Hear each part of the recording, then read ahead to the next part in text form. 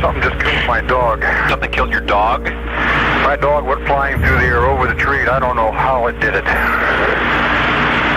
Okay.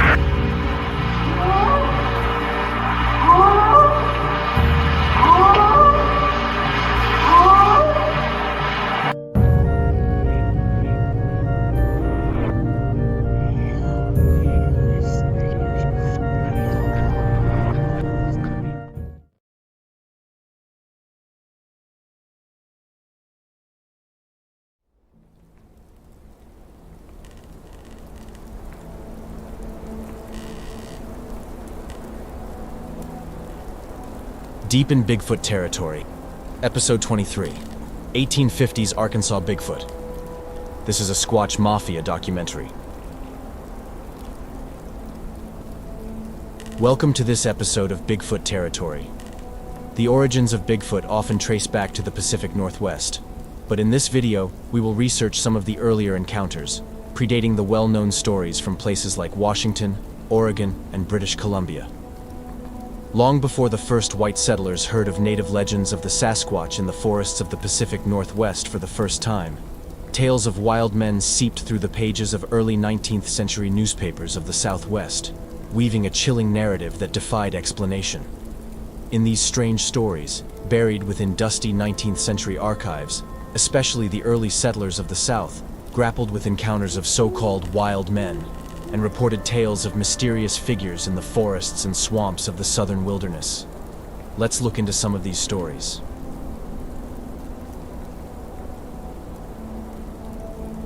Many believe that stories of Bigfoot originated in the Pacific Northwest. This is not precisely correct. Early settlers of the South reported encounters with strange Bigfoot-like monsters long before the first recorded sightings in Washington and Oregon. As they pushed their settlements deep into the woods, and their hunting parties even deeper, the early frontier people of the South often ran up against mysteries that defied explanation. One of the most bizarre involved a series of events surrounding a creature called the Wild Man by newspapers of the 1840s and 50s. One of the first detailed accounts was published in 1846 and repeated in newspapers across the nation. It told of sightings of a creature near Crowley's Ridge west of Memphis. The so-called Wild Man was said to be of gigantic stature, covered in hair, and eyewitnesses said that his track measured 22 inches. His toes were as long as a common man's fingers, and in height and weight, he was double the usual size. This was one of the first detailed accounts of the discovery of Bigfoot tracks in American history, and came long before the first recorded sightings in the Pacific Northwest. Stories about the creature's appearance were carried in newspapers across the nation. Some reports say that the creature was first sighted in eastern Arkansas as early as 1834, a statement that indicates that now lost reports may have been made 12 years earlier than 1846. Other reports followed, with a second surge of news coverage taking place in 1851. The Vermont Watchman and State Journal reported on May 29th of that year that an expedition was about to leave Memphis to hunt for the Wild Man. The monster was said to be of gigantic size and fully covered with hair.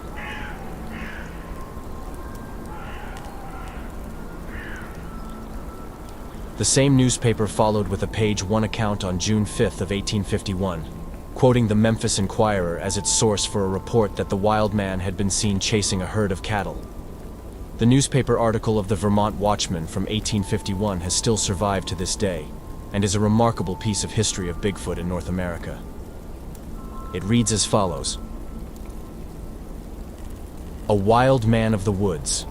The Memphis Inquirer gives an account of a wild man recently discovered in Arkansas. It appears that during March last, Mr. Hamilton of Greene County, Arkansas, while out hunting with an acquaintance, observed a drove of cattle in a state of apparent alarm, evidently pursued by some dreaded enemy. Halting for the purpose, they discovered, as the animals fled by them, that they were followed by an animal bearing the unmistakable likeness of humanity. He was of gigantic stature, the body being covered with hair, and the head with long locks of hair that fairly enveloped his neck and shoulders. The wild man, after looking at them deliberately for a short time, turned and ran away with great speed, leaping from 12 to 14 feet at a time. His footprints measured 13 inches each. This singular creature, the Inquirer says, has long been known traditionally in St. Francis, Greene, and Poinsett counties, Arkansas sportsmen and hunters having described him 17 years since. A planter indeed saw him very recently, but withheld this information lest he should not be credited, until the account of Mr. Hamilton and his friend placed the existence of the animal beyond cavil.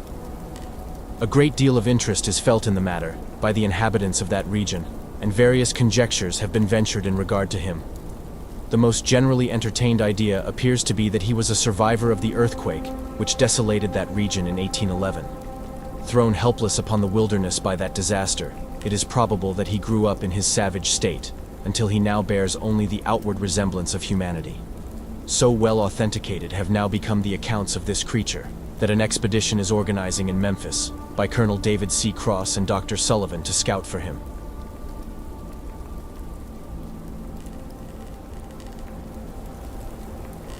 The expedition to search for the creature, organized by the local authorities Colonel David Cross and Dr. J. Sullivan, may well have been the first Bigfoot hunt in American history. No written details of the results of their search have yet been found, but certainly could exist. Another wave of accounts appeared in the nation's newspapers in 1856. On January 3rd of that year, the Pittsfield Sun reported, "A wild man, 7 feet high, is stated to be roaming through the great Mississippi bottom in Arkansas. Numerous travelers and hunters have asserted that they have seen him, but none have been able to get near enough to give particulars concerning the strange being." Not all accounts came from the swamps of eastern Arkansas. A fairly bizarre article appeared in May of 1856, reporting a sighting in April on the upper Red River, and noting that the creature had also been seen in northern Louisiana. According to this version, which appeared in the Wisconsin Patriot on May 10th of 1856, the wild man was spotted breaking the ice of a frozen lake. He was covered with hair of a brownish cast, and was described as being well muscled. A party of men from the region had gone into the wilderness on horseback to find the creature, and decided to try to capture it. One man from this group had gone ahead of his comrades, and decided to try to take the monster on his own. This was a bad idea. As soon as the wild man saw the horse and rider, he rushed frantically toward them, and in an instant dragged the hunter to the ground, and tore him in a most dreadful manner, scratching out one of his eyes and injuring the other so much that his comrades despair of the recovery of his sight. Also, the wild man was biting large pieces of flesh out of his shoulder and other parts of his body. The wild man escaped as the hunter's friends set off in pursuit, joined by a party of Choctaw Indians that happened to be in the area. The chase led up into the Ouachita Mountains, then covered in snow from a particularly brutal winter, where the pursuers failed to capture their elusive prey.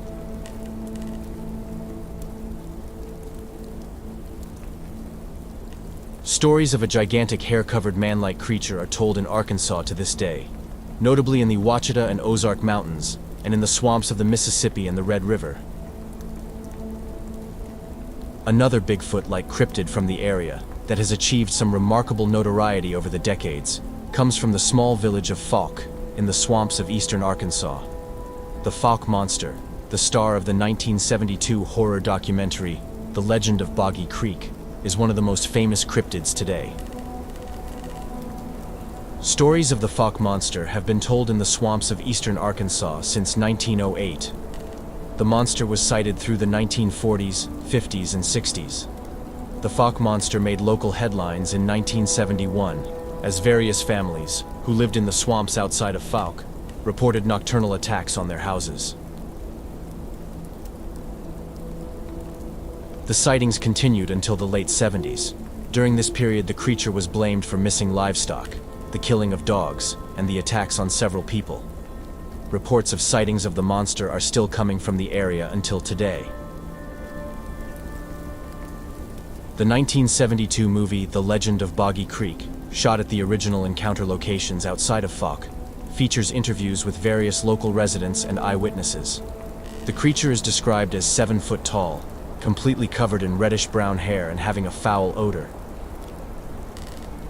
Several locals from the town of Fouke recall their stories, claiming that the creature has killed many large animals over the years.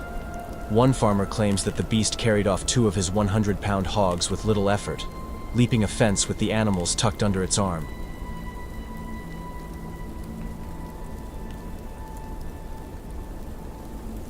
Today, the movie is one of the classics of Bigfoot-related cinema. Various sequels followed through the decades. See the links in the video description below for a Bigfoot territory episode on the legend of Boggy Creek and the Fawk Monster. You can also find various movies and documentaries on the Fawk Monster at the Squatch Mafia Patreon channel. Today, the area is still known for Bigfoot activity, with reports coming from the swamps of eastern Arkansas, the Ozark Mountains, and the Ouachita National Forest. The North American Wood Ape Conservancy has one of their research sites in the Ouachita Mountains. Let's look at a short clip from 2012, recorded in the Ouachita National Forest.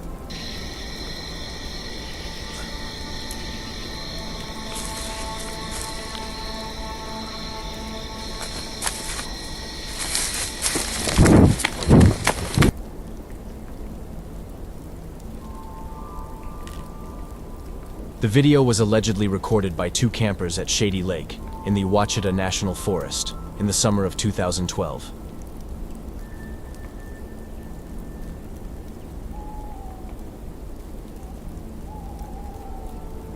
So, it appears that stories and eyewitness encounters are coming from the area since nearly 200 years, beginning in 1834.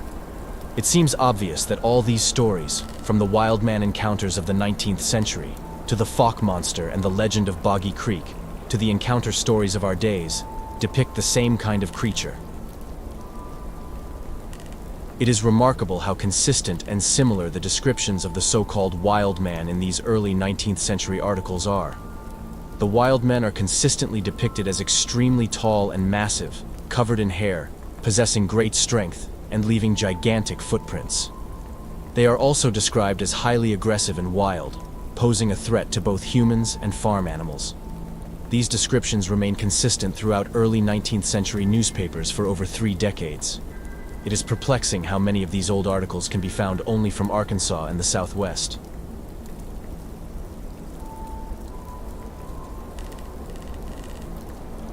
Newspaper articles from the South and the Midwest, in which encounters with so-called wild man or large gorilla-like creatures were documented, can be found until the late 19th century. The stories mostly seem bizarre, and often speak of towns or villages that were terrorized by strange monkey-like figures. Another state from which a remarkably large number of old articles have survived to our days is 1880s and 90s Ohio. Beginning in the late 1880s, articles can be found for over a decade in various old Ohio newspapers. Again, the descriptions of the wild man in these articles are striking.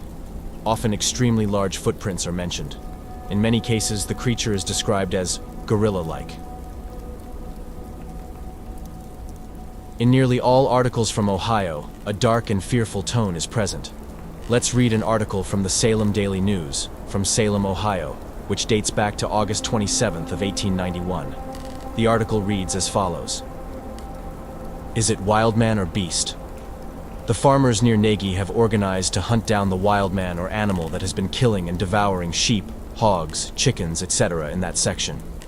Many of the farmers are afraid to work in their fields, go out after their stock, or go to sleep at night, fearing they will be killed. The wild man, or whatever it is, has been seen by Samuel Crow and others. Crow says it is covered with dark reddish hair, has large ears, small eyes, teeth like those of a wild boar, huge mouth and paws, measures about 5 feet in height, and weighs fully 200 pounds. It is said that the animal walks and runs as well on 2 as 4 legs, can climb a tree or hill quickly, and is seen only in the morning and evening. Farmers and their families in the vicinity are very much frightened. But all these articles, which also remained consistent in a strange way for nearly 150 years, were back then what they are today. Bizarre and strange anecdotes from mostly remote and lonely areas, and nearly always ignored by the wider public. Many of the tribes in the South and the Midwest already spoke of man-like hairy people living in the remote forests, swamps, and mountains of the land many centuries before the first white settlers arrived in the region. More than 50 native names for Bigfoot-like beings are documented in the tribal mythology from the Midwest alone. The Caddo and the Osage in Arkansas, for example, spoke of a creature they named the Honga, which inhabited the inner swamps of the region that would later become southern Arkansas. They described the creature as a cannibalistic, hair-covered giant and never set foot into the southern swamps, which they believed to be the territory of the creature.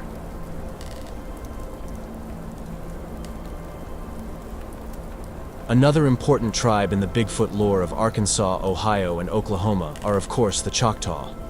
After being forced into their remote territories in the Midwest and the South, members of the tribe had many legendary confrontations and battles with large gorilla and Bigfoot-like beings in the forests and swamps of the region. See the links in the video description below for a Bigfoot territory episode on the Bigfoot War of 1855, which occurred in the Choctaw Reservation in Leflore County in Oklahoma.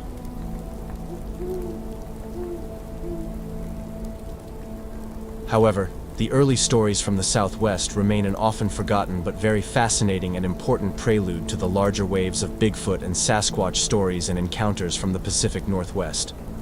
And decades before the public heard of the famous tales from British Columbia, Washington State, Oregon, or Northern California, the frontiersmen of the South already told of creatures that very much resembled the more famous Sasquatch of the West Coast. What is your opinion on these old stories and newspaper articles from Arkansas and other southern states? Let me know in the comments. Hit the like button if you have enjoyed this episode of Bigfoot Territory. Subscribe to the Squatch Mafia channel at YouTube for more videos on Bigfoot and Sasquatch. Check out Squatch Mafia at Patreon and TikTok for extra content. Thank you for watching.